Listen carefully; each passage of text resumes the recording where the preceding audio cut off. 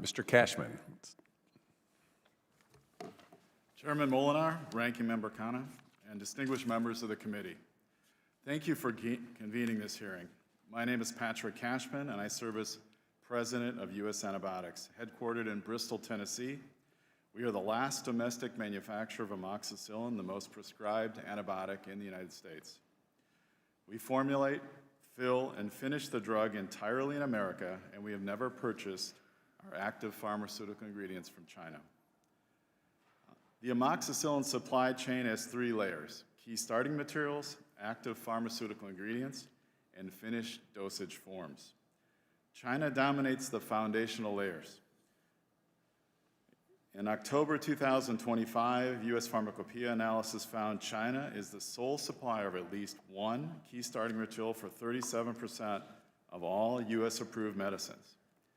India, often is seen as an alternative, relies on China for about 90% of its amoxicillin precursor chemistry. The apparent diversity on pharmacy shelves is largely an illusion.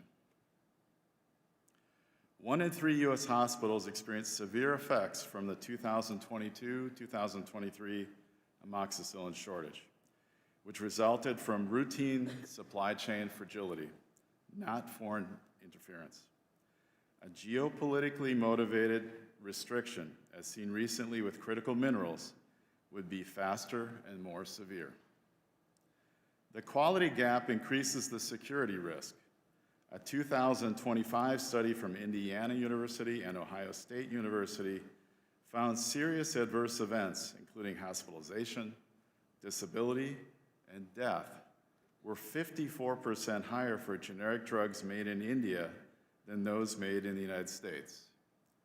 Domestic facilities received unannounced inspections, while foreign facilities have historically received up to 12 weeks' notice, allowing time to conceal issues. A 2023 Pentagon review found the API country of origin was unknown for 22% of drugs for service members. We cannot protect a supply chain we cannot see. Our facility has supplied amoxicillin to American patients for over 40 years. Until 2008, every U.S. amoxicillin prescription was filled from our Bristol plant. A decade of subsidized foreign competition eliminated our market share and forced our previous owners into bankruptcy. In 2021, Jackson Healthcare acquired us as a national security commitment,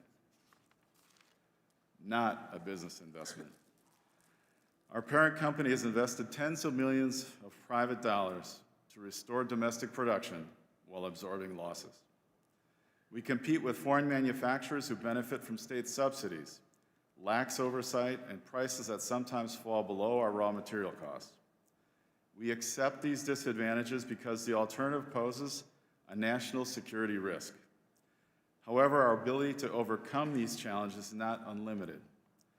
If we close permanently, rebuilding from scratch would take a decade, assuming capital, regulatory approval, and a skilled workforce are available. None of these are guaranteed. This committee can take specific actions to help preserve U.S. pharmaceutical manufacturing capacity. First, define domestic pharmaceutical manufacturing as the process of formulating, filling, and finishing drugs from API so that the federal procurement preferences reward companies that actually make medicine in America.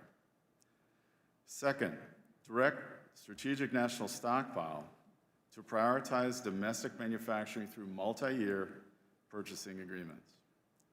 Third, signal bipartisan support for the ongoing Section 232 investigations into pharmaceutical imports and urge prominent treatment for the upstream supply chain, the KSMs and the APIs, where China's chokehold is the tightest and the consequences of disruption are the most immediate. America's most prescribed antibiotic can be made entirely in the United States, and for more than 40 years it was. We have the facility, the expertise, and the production capacity to do it again.